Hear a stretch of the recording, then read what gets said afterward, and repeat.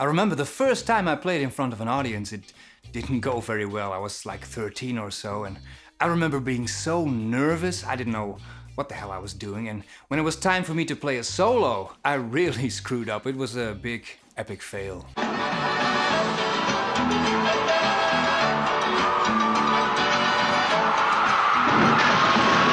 I can even remember a guy walked up to me afterwards from the audience and he said, "You don't really practice much, do you?" Thank you. Very encouraging. Thanks. But anyway, it all worked out pretty well in the end. But in the beginning, playing the guitar can be quite challenging. So for all you guys out there who are beginners trying to play your solo, here are 7 tips to go from this to this.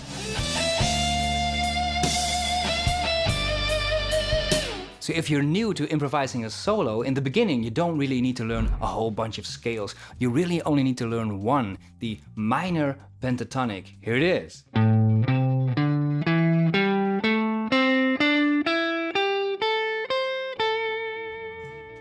Now, why is this scale so important? Well, it's because 90% of all rock music use the minor pentatonic scale, and it doesn't even matter if the key is in major or minor, it always works. So a brilliant place to start. Let's see what we can do with this minor pentatonic scale.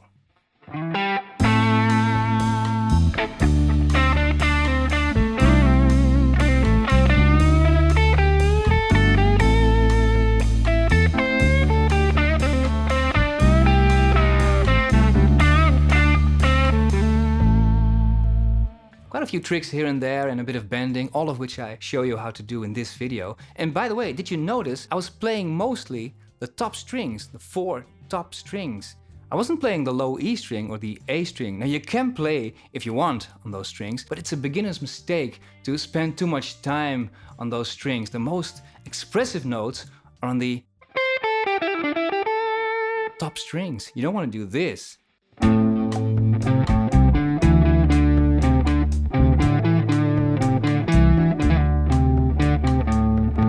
Brilliant, Pilgrim. Fantastic. No, not really. Compare that to...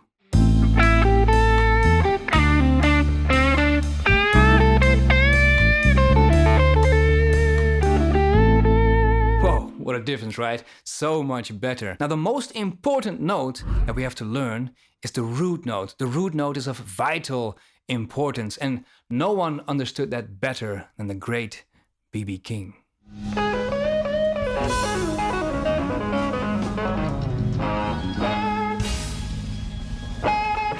You can tell that note really speaks, right? Now the root note is the first note of the scale. So that would be here, and here,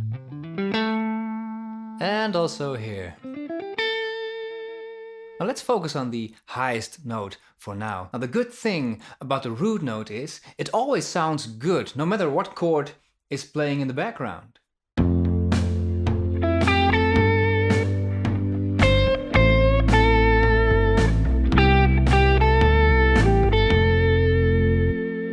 So you notice the chords change, but the note works every time. Now that's useful to know, because if you ever make a mistake or you're lost on the fretboard, you can always go back to that note and you're still in the game.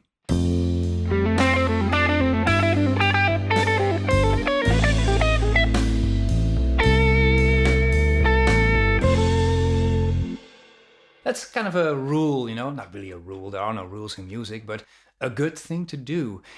Keep playing, the show must go on. Never ever quit. Never ever quit. Then what you want to go and do is add some vibrato to that note. Huh? Make the note sing. Using the fingers and wrist, shake the neck a little bit, and you do need quite a bit of strength. Now you guys know I love B.B. King, and one of his signature licks is this one.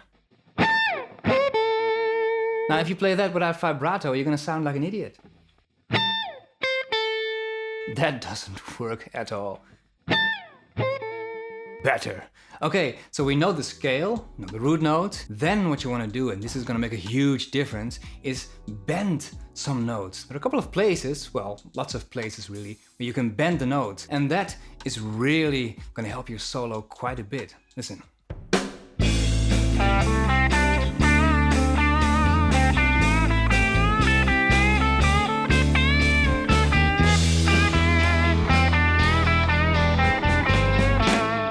So you can tell my solo is much more interesting with the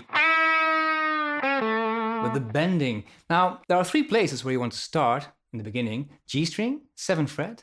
Now, I don't just use one finger because one finger doesn't have enough strength to get to that 9th fret. So I use my middle and index finger as well. There we are. B string, it's the 8th fret. Now, you don't want to necessarily use your little finger because that makes it too difficult. Use your ring finger instead. And again, the other 2 fingers as well. All the way up to the 10th fret. And lastly, the E string, also 8 to 10.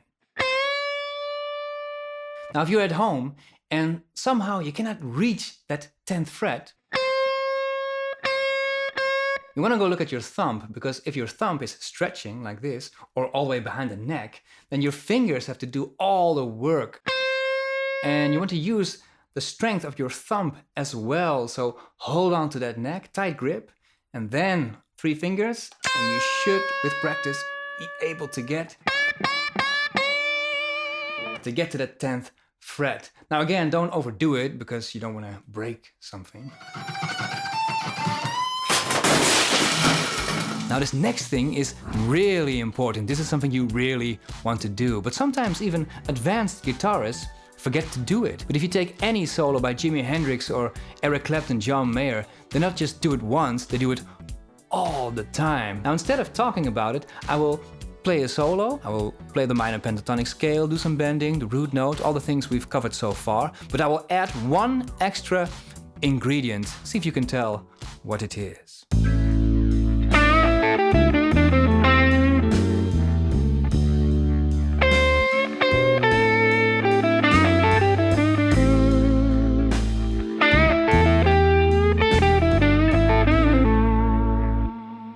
Well, did you hear it?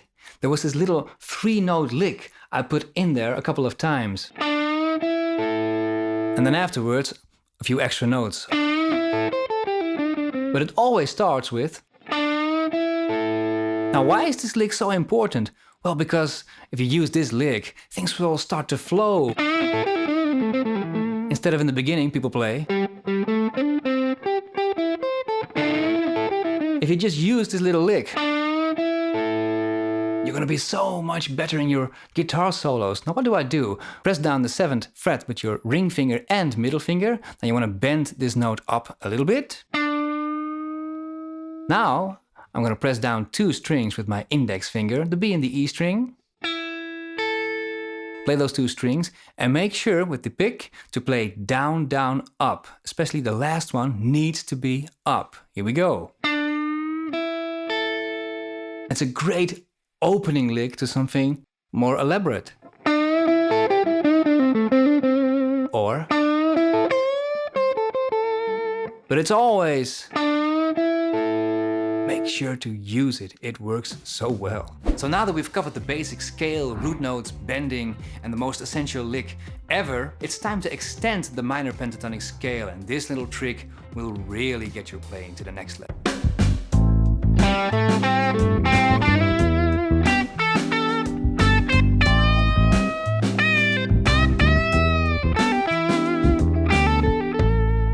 So we have our minor pentatonic scale.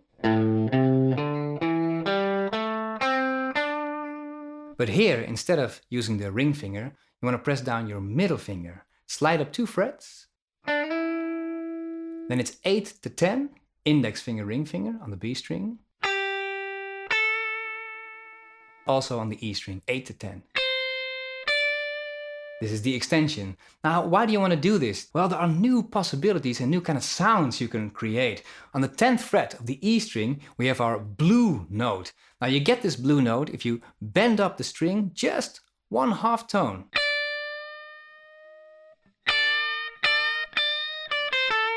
Now, you can either bend, but also slide. Slide is a bit more subtle.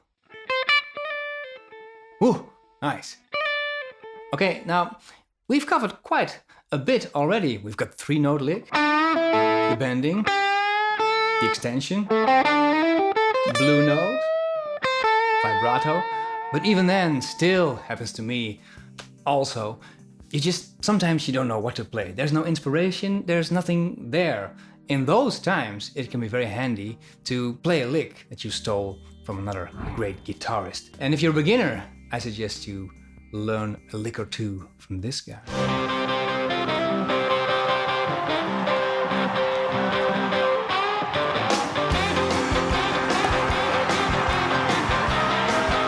Now basically I want to learn 3 things from Chuck Berry, who's one of the most influential guitarists who's ever lived. Remember the 3-note lick, the most important one?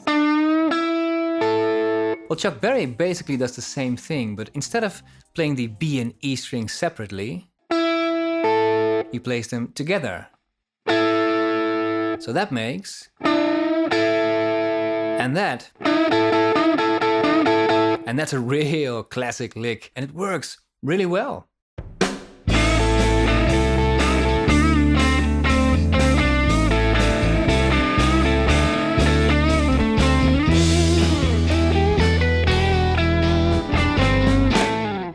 That's such a great classic lick, isn't it? Now you can do the dog walk in the living room. How good is that? Now coming from... to... it's a huge difference, isn't it? So use Chuck Berry's riffs. You're gonna sound so much better if you do. Yeah, there are phrases that I always play that are stock phrases that I work from, you know, which are just like...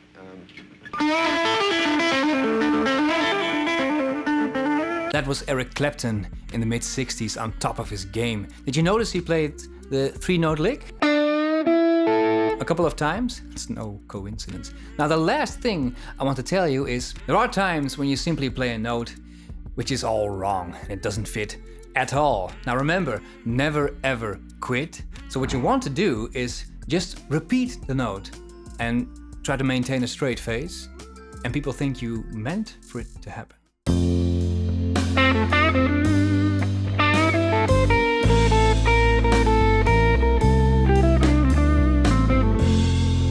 Get the point, right? But don't overdo it.